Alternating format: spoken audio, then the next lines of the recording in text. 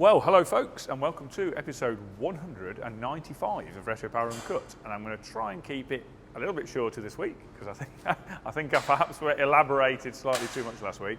And also, actually, with the work balance we've got in here this week, that's fairly easy for me to do. And I'm going to hand over to a couple of the guys to describe a little bit of what's been going on as well as part of it. But we start with the S4. Mark has finished removing all the parts from the Audi S4 Cabriolet shell, which we will be stripping very shortly in terms of back to bare metal. So we can see the rear axle assembly, front subframe assembly there. All the other parts are stowed safely away. They're a bit too big to stow in our main part storage area. So that lot's going to go up onto our mezzanine floor in here once I've just created a little bit of space for it to keep it out of the way for the time being. So yeah, all the parts are now removed from the body shell. So the next stage is we're actually going, and this will be an interesting one for people to pick up on, we're actually going to get this dipped. Now, I've covered that process quite a lot before, but I'll very briefly go into it. You'll be aware, if you've watched our channel for any length of time, that we don't really use a dipping process. We try and avoid it at most costs. However, there are occasions where it makes more sense. And on a modern vehicle, modern's all loose term I suppose, but 2006, 2007 in this case I would call modern, there is an enormous amount of PVC seam sealer, which is very hard to remove by hand, and there is very little corrosion. And there is almost no corrosion. On a vehicle like this where zinc coated steel has been used, there is almost no corrosion in any of the seams. And that's the problem area with the dipping process. I should elaborate on the dipping process very briefly again, that people refer to dipping and kind of you'll have an image of a body shell being lowered into a big steaming vat and bubbling away there for a couple of days and then being taken out and it's all clean. That's not how this works. What will happen is this body shell is going to go to the company that will be stripping it, which is Pro Strip in Nottingham. And they will load this body shell onto a steel stillage that will support it, a frame basically that will support it through their process.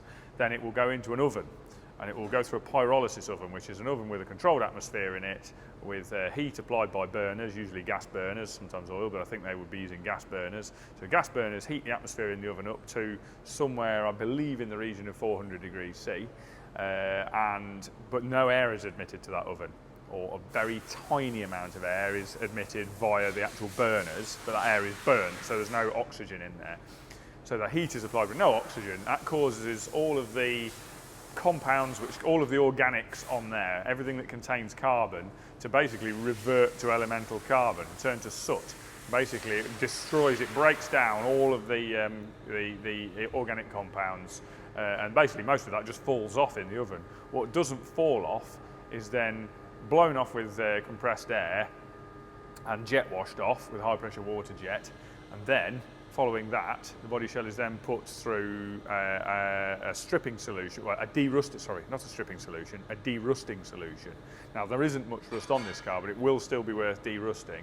The derusting process also actually passivates the surface of the steel as well.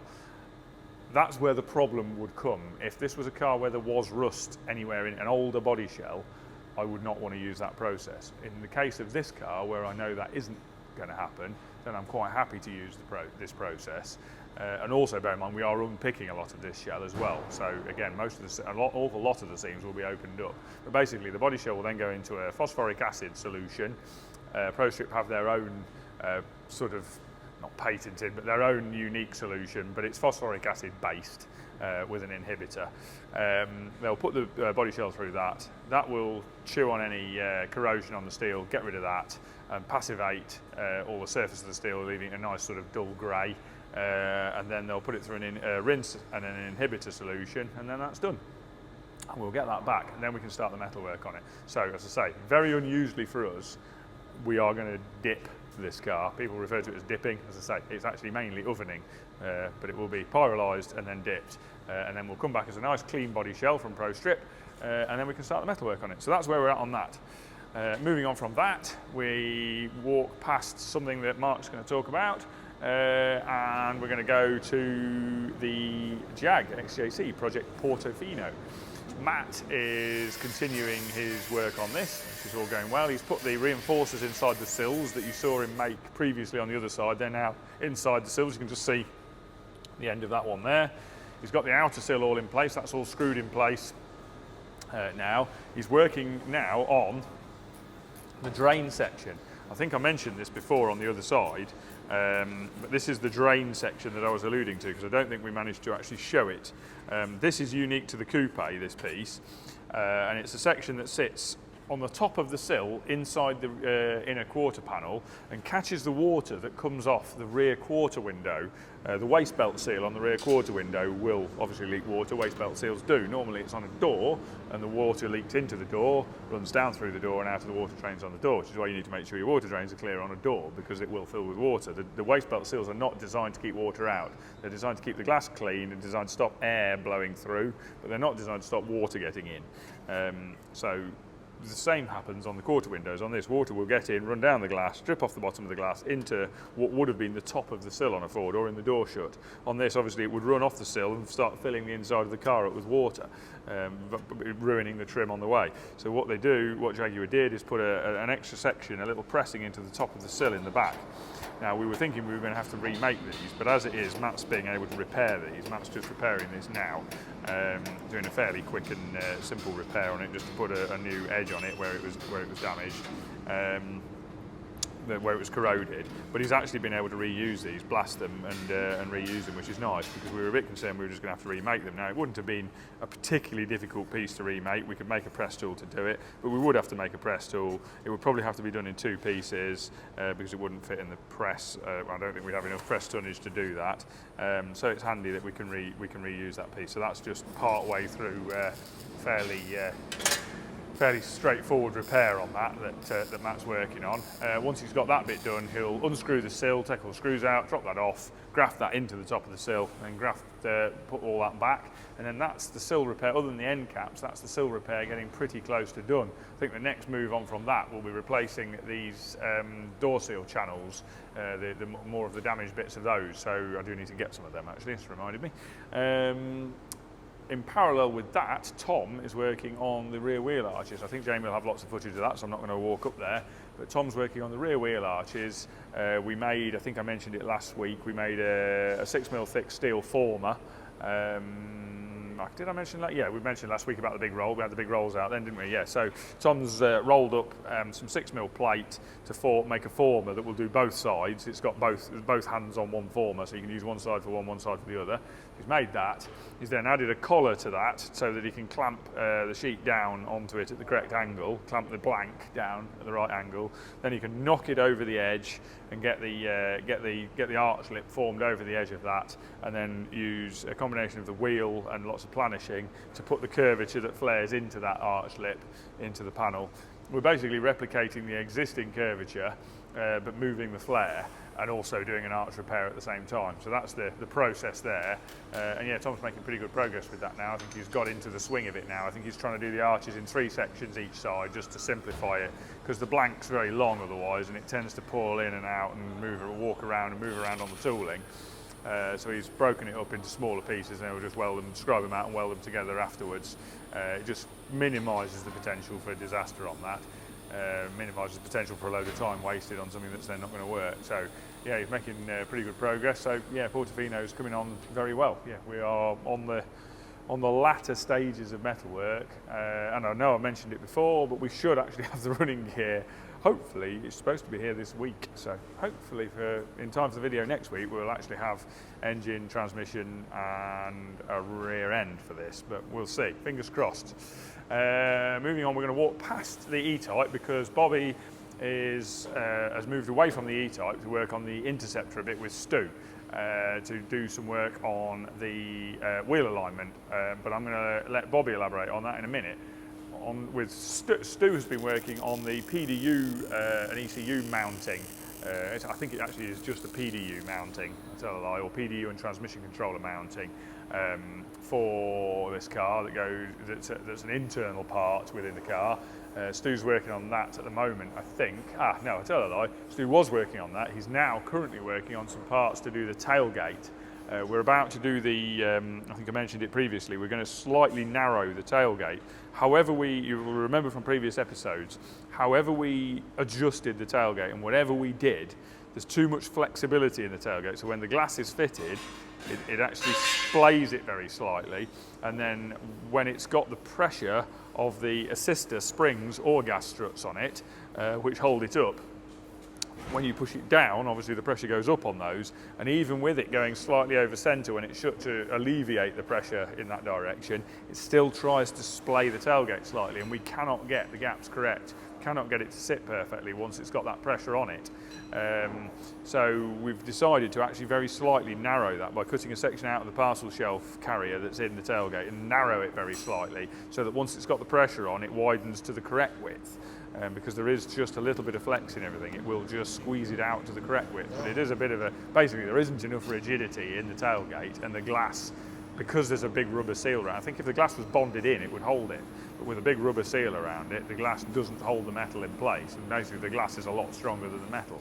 So it's all a bit awkward really, but the plan is narrow the tailgate, so Stu's making a little jig up to do that narrowing, and then we'll be making pretty good progress on that.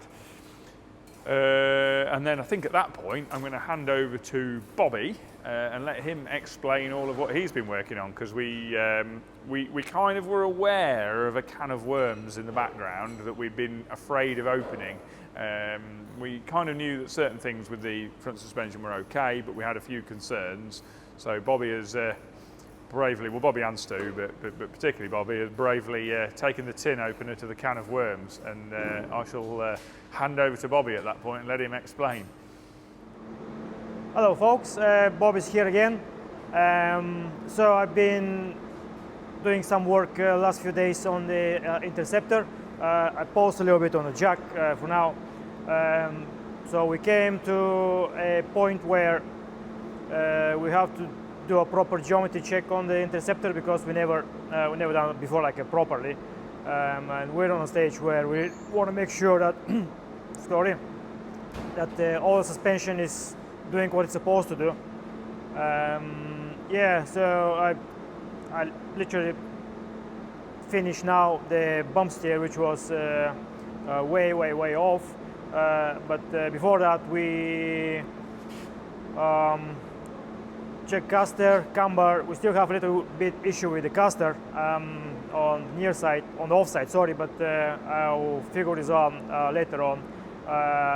The bump steer was a big problem as well, because the car was brought to us with the Heights suspension kit, front and back, but the previous place they fit the original Interceptor steering rack, which is not necessarily designed to work with that suspension, and no surprise, the bump steer was a lot. As soon as you lift it or drop it, it was towing in and towing out more than 2 mil.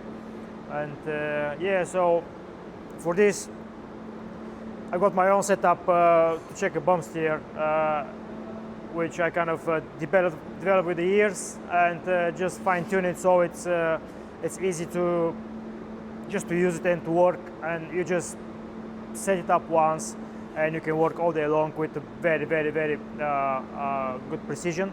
And just a few words about the setup.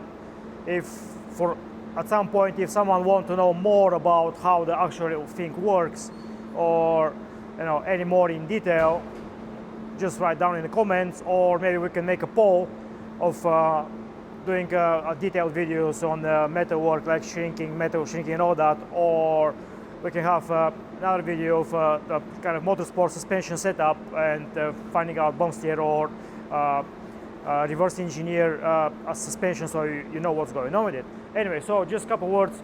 There's a mirror there. I've got a laser which is showing my ride height, and a ruler here as well on the side. So on the ruler I measure every 10 millimeter the bump and drop in the suspension. And on this side I've got another laser which is shooting its beam into the mirror on that tripod, and just in front of the laser I've got graph paper, which graph paper is with the 1mm divisions. So what is happening is I also have for a later stage when you really want to get geeky and you want to know actually what is your your deviation in a bump or droop in a toe in and toe out, and I have Excel calculator where you put all the data, and it's pretty much just a simple geometry where you're calculating a right angle triangle here, and you know at which point the wheel is. I have it measuring in degrees and in millimeters, you know, for ease of use in university. Also, I've got designed a 3D, which is 3D printed here, a universal hub. On that hub, you can bolt it to any car, any hub, and I just got a metal plate where this mirror is pretty much just magnetic, with magnets attached to it. And yeah, so you shoot a laser is bouncing back on the graph paper, and every 10mm here, say in a bump, I put a dot over there, and you can see I always like to keep the same sheet paper. It started to get messy at some point, but at least for 4 or 5 kind of tries, I try to use the same graph paper here, so I know how my progress is going. And you can clearly see I started with the black dots. That line here, it was way out. So the problem is when you have a toe out on a bump and toe in on droop, that means you either have your outer tie rod end too low or the steering rack too high. Steering rack, where it is currently, is fixed, so we can't change anything there. So the only thing was to lift the outer tie rod end, which is very easy, because on that high suspension, the steering rack, the steering outer tie rod end is on a bolt on the kind of steering rod. So this could be just machined at some point and be bolted to the right position. And yeah, so what I did is literally just start lifting up the outer tie rod end until you can see with each change I was getting closer and closer. That's the final one is the pink one, which is going nearly vertical. You want to have on all suspension, no, ideally you want to have like a perfect vertical line, which is not necessary for a kind of everyday car. I mean, even a stock car doesn't have a perfect bump steer, you know. But for a motorsport, yes, you really need it. Again, it depends what you want. You might want to have a little bit toe in or toe out on a bump. Depends on the track. That's a different story. But yeah, so we try to get as close as possible, because you don't want to drive and when you hit a bump, you have to all the time correct it, which is not good for what we're doing here. Yeah, I can actually, even now all the setup is on, I can cycle the suspension. You can see what the laser is doing and what the whole setup is going. So I'm going on a bump, so I've got the jack. Obviously, when you do that, you take off your spring because you want the suspension to travel, or whatever you have, a strut. So you want to have the suspension cycling freely up and down. So if I go in a bump, you can see how the laser dot is moving there. See, I'm bumping, and now that's, you can see there pretty much. Oh, my jack just fell off. Yeah, that's it. Coming on. Yeah. So you can see it's getting. I'm on a droop right now, and you can see how the dot is tracking all the way the line down. I'm pretty much maxed out right now. So that's how the whole kind of bump steer system works. And now real fast I will show you the Excel sheet that I developed here. You put your data here. I've got the toe, because on the graph paper every deviation on the graph paper on the x-axis shows you the toe in, toe out. The deviation on the laser beam on the graph paper on the y-axis, up and down, shows you the camber gain and camber loss on the bump and droop, whatever. So based on the graph paper, I put the data here. You put your kind of wheel size, tire that you're using. I have everything set up here. So for everything from 15 to 20 inch wheels, I have all the tire sizes on the data, so you don't have to go online and check what is, because for the calculations you want to know what is the diameter. Camera.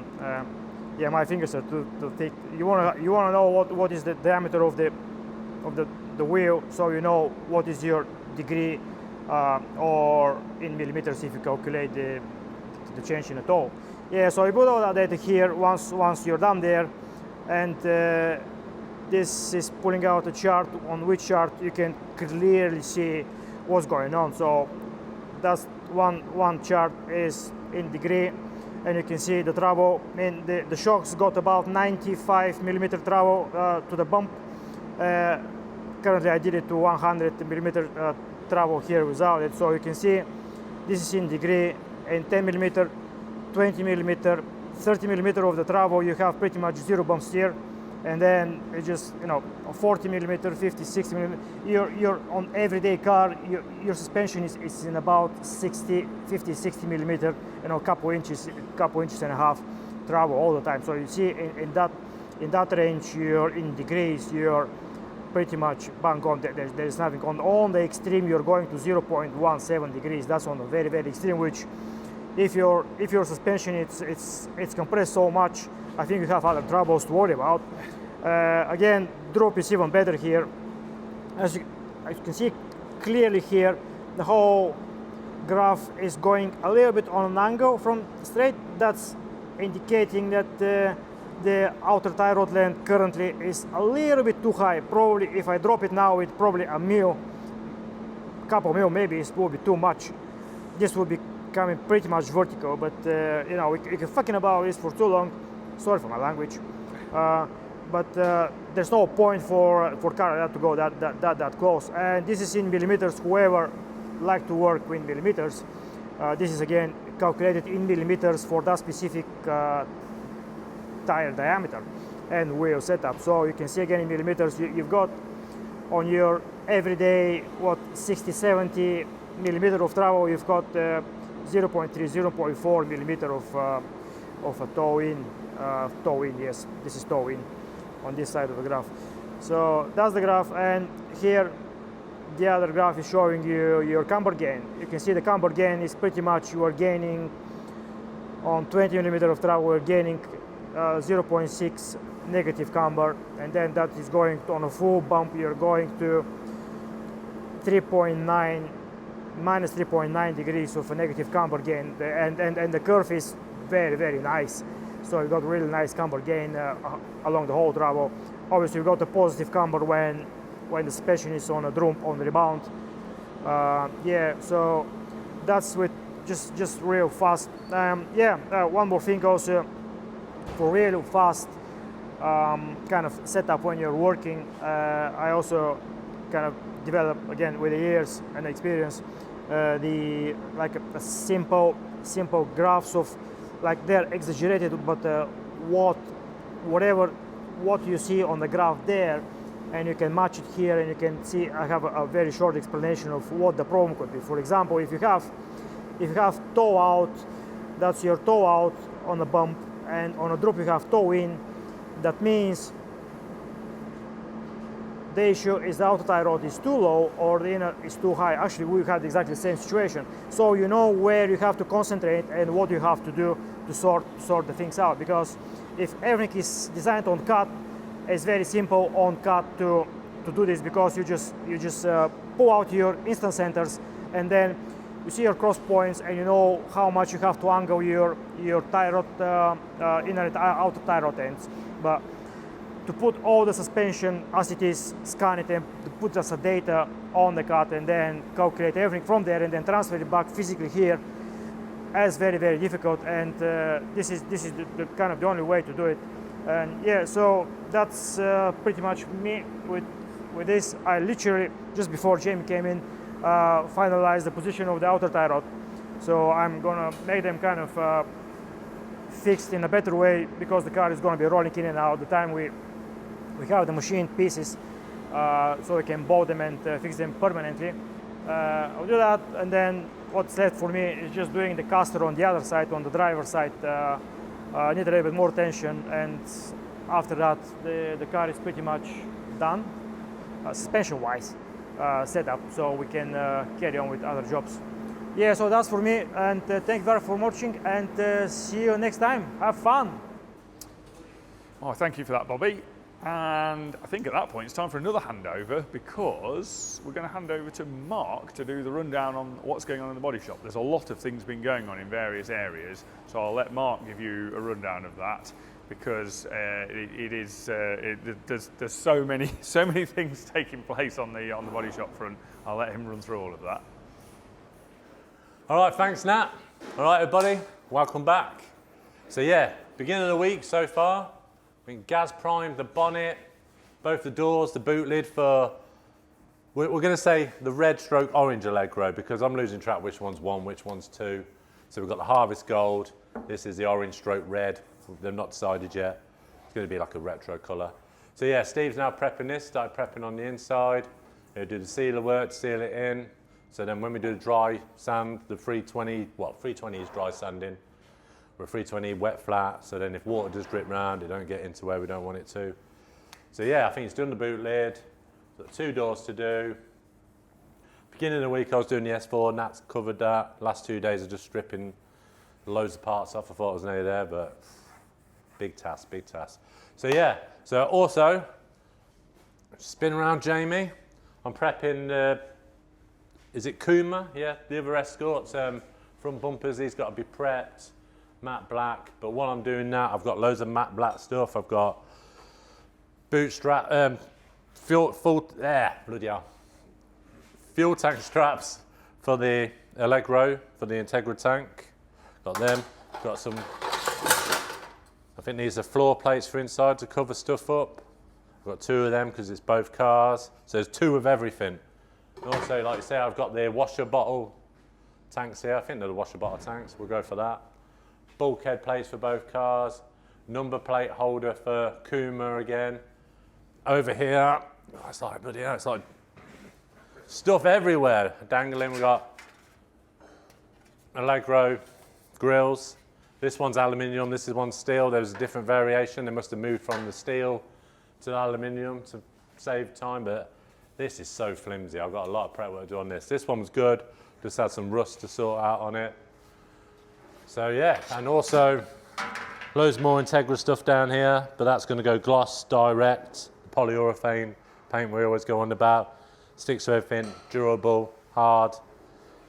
So yeah, that's it for in here, but I'll take you in the booth. We'll go to the Harvest Gold. We'll go this way if Jamie can make it through without getting took out. So we'll go through this way. Follow me. Here's Gaz, just milling about as usual. Look, pretending to do something. All right, so yeah, follow me. Yeah, so while he's got the car in here, we're going to do the Harvest Gold in the engine bay. So he's going to get the engine bay done. He's doing that in 2-pack, just solid colour. It's easy. The rest of the car is going to go base coat and lacquer clear because it's just easier to polish. A lot more easy to maintain in the future. But while he's got it in here, so we'll do the engine bay, then inside there's going to be some colour exposed parts up the pillars and the rear quarter in here, as you see. That's all going to be Harvest Gold. Then I think it's back onto its spit. No, not this one actually. The other car in there will come back in once the colour's decided. Get that back on the rotisserie, wrap to that, because that, as you see like in Jamie's footage, you'll see that Gaz has applied the black direct inside, so that's all done. Everything else is, I think they might have dry blocked that as well. I'll have to check. So yeah, everything's progressing well this week. So yeah, so tune in for next week. We might be a bit further. We might see a car in full paint. Who knows? See you next week. Thank you for that, Mark. And yeah, that pretty much sums up where we're at on this side. I'm kind of out of the picture in here a bit at the moment because I'm kind of doing things on our extra little venture that we're working on at the moment. So I'm kind of dealing with that. But I think at that point, I'm going to hand over to Cal and let him give you the rundown on the assembly shop. Thank you very much, Nat. And I'm going to start in the office because, well, for two reasons actually. First one is we've got this absolutely awesome gift that we've received from Rob Stubbs, which is a Hot Wheels replica of the Alfa that we built years ago, including the packaging. I'll read the card that came with it. Please find enclosed the Alfa Romeo Hot Wheels Custom. The car is as close as I can get, with the exception of its left-hand drive, and the filler cap is in a different place. Card art is done by James Leddy. I think he's put the username at hurtle.prints, so I'm hoping I've got that right. It looks like HURTLE.prints. Might be HIRTLE.prints. Probably should have checked that, but we'll work it out. We'll put it in as a subtitle. I've enclosed an Audi for George to put with the other one in the CAD den. Keep up the great content. I've enclosed a couple of stickers if you want to put them in your office. Best regards, Rob Stubbs, and his Instagram username is 33dc.customs_. So massive thanks, Rob. What I'm going to probably do is contact you to do another one of these so we can keep this one here and I can send another one to the owner of the actual car. If you don't know about the Alfa, go onto our website, retropower.co.uk, and look through the completed projects section. We built this quite a few years ago, Alfa 105 Coupe. Essentially, it was a repeat client and he came to us wanting something similar to an Alfaholics GTAR, but faster, was more or less the gist. So we set about building a lightweight shell, similar to how Alfaholics do, with the carbon bonnet, boot, carbon doors. We did an aluminium boot floor on it. But then to take it to the next level, because the Alfa engines, the Alfa 4-cylinder, even the twin spark, it's a great engine, but the fundamental design of the head is such that you are a bit limited on how much power you can make. So we're talking maybe 250 horsepower, maybe a little bit more. And we wanted a good old bit more than that. So we went to Millington, who got them to build us a 2.7 litre Diamond engine. So Millington are a UK engineering company. Their Diamond engine is basically a development of the Cosworth YB. That would be well known for being in the Sierra Cosworth, obviously turbocharged in the Cosworth. However, it's a great engine in naturally aspirated form as well, and they basically did a development of that. Started by CNC porting them and then moved on to actually doing their own heads, doing their own alloy blocks, and you can now get well over 300 horsepower variants of that. So that's what we went for. We also did our own De Dion rear suspension to get rid of some of the fundamental issues. The standard axle location has a terrible roll centre. And although they had the Auto Delta sliding block for the race cars, it's really not a suitable solution for a road car. So we did a Watts linkage to 6-linked De Dion rear end in it. So you still had the live axle handling fun characteristics, but the diff was actually mounted to the body. So we lost a load of unsprung weight from it. At the same time, got a much stronger diff in there with a nicely available limited slip with loads of ratios available. 300 plus horsepower, 2.7 Millington. And a Sadev sequential box. There's actually a great video on YouTube as well of that. It's called The Italian with an English Heart. So if you want to find that video, please do. Moving on from that, also relating to our website, keyrings. So finally, since our sort of subtle rebrand of a few months back, I've got some really nice keyrings, as always, made by Bruce Holder, handmade in the UK, hand embossed, hand assembled. The rings are lasered by him as well. We're doing a limited run of these. The 5 colours, purple, kind of a minty green, yellow, corally orange and a black. So if you go onto our website, I'll put the link in the description actually, retropower.co.uk/shop. There's only 20 of each colour, so I would probably get in there quick because 5 of the purple ones are sold overnight. So grab those while you can. And in the meantime, follow me and we'll see what we've been up to. So, for a start, I'll tell you what, we'll walk this side because Jim is lurking in the, he's about to do some tests actually on some low density foam in the CNC router. So we'll probably in a minute see a piece of foam being wrapped around the router tool and thrown out of the roof of the building. But what he's been on with previously this week is the Allegro parcel shelf components. I'll carry I'm walking this way. So, sorry, I'm trying to position myself in an area where there's a nice background, and there isn't really. Maybe if we go the other way around so you can actually see Jim in the background. We've been doing the Allegro parcel shelf components, so that is a number of parts assembled together. The baseboards are CNC routed from die bond, which I think we mentioned previously. And then there are some foam components, and that's what Jim's been on with. They're machined in XLPE 100 kilo per cubic meter foam, which is kind of a foam that's still got a degree of softness to the touch. It's closed cell, but it always returns to its previous shape. It doesn't kind of dent and stay there. But it's firm enough that you can machine it with normal CNC machining tools on a router. So we've CNC'd those. There's obviously 2 of them because we're building 2 cars. And essentially that section goes on next, which gives it some kind of 3-dimensionality. And then there's a die bond insert into part of that, which will be wrapped in leather, as will the foam part and the main part. And then there's a smaller insert just in one section of it, which will be covered in the tweed that's on the seats. And then there is the speaker grills, which are the final part, which are billet machined in aluminium. So those are currently being machined by Andy Parrott, Concept 303. Hopefully get those maybe next week, along with the front speaker grills as well. So yes, it's this kind of continuous striving on our part to try and make interior parts with more and more accuracy. So, you know, we've not made these components before with this material. It's a sort of learning exercise for us as well, but we've done various tests and it came out well, and that's exactly what Jim's about to do now, is doing some tests to see whether we can actually CNC low density foam for doing the individual diamonds that Rich has been on with. So that actually links me quite nicely into talking about the seats. So Project Churchill, perhaps just work my way over here, so it's at least in the background. Project Churchill, Richard's on with the seats for that now. He did a little piece, I think it was last episode or the one before, showing the individual diamond foam process he was using to get really deep defined diamonds on the seat panels for that. So he's carrying on with that basically. Those first 2 panels he made went really well. Customer was happy with how it looked, so we could press on. We've confirmed the stitch colours. So he's basically just going through the motions, cutting and forming all of those diamond quilt panels, cutting all of the rest of the seat components and stitching those onto the foam scrim that goes on the back of them, basically pushing forward to being in a position to completely construct the seats for that. So excited to see that. Also on the subject of Churchill, something I missed last week was Luke was 3D scanning the rear window apertures on this. Way back when we were doing all the metalwork and dry build on this, we handmade the door window frames. Obviously, for those who haven't seen this car before, it's a 2-door coupe version of a Mark II Jag that we've made, which essentially means the vast majority of the metalwork is custom.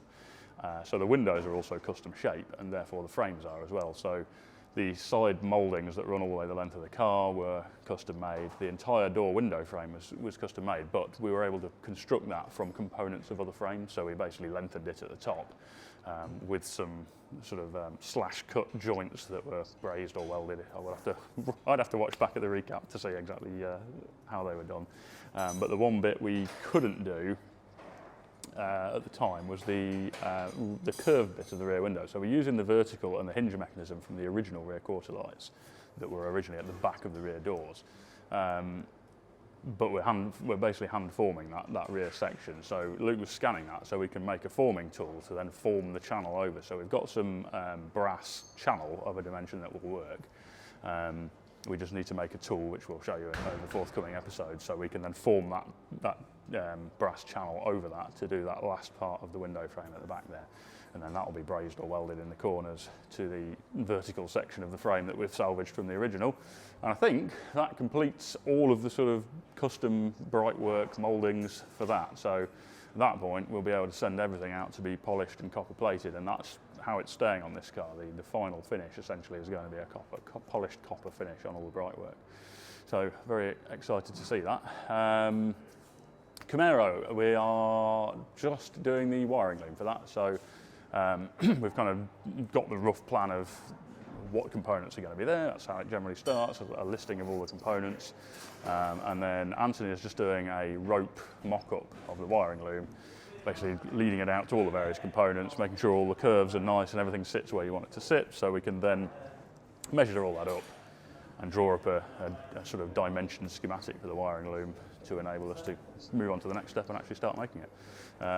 So that's exciting, because with that wiring harness in and the interior finished, which we're just waiting for the machine components for the door cards, we're getting pretty close to that being complete and it kind of being into that final nitpicking road testing stage. So excited for that. And then just briefly going back to Richard, he's been carrying on with those awesome super 70s style seats. Oh, that was a nice bit of alliteration, wasn't it? That we saw in last week. So we just saw him doing the first seat last week. He's now carried on. He's done the second front seat. They're both looking absolutely amazing.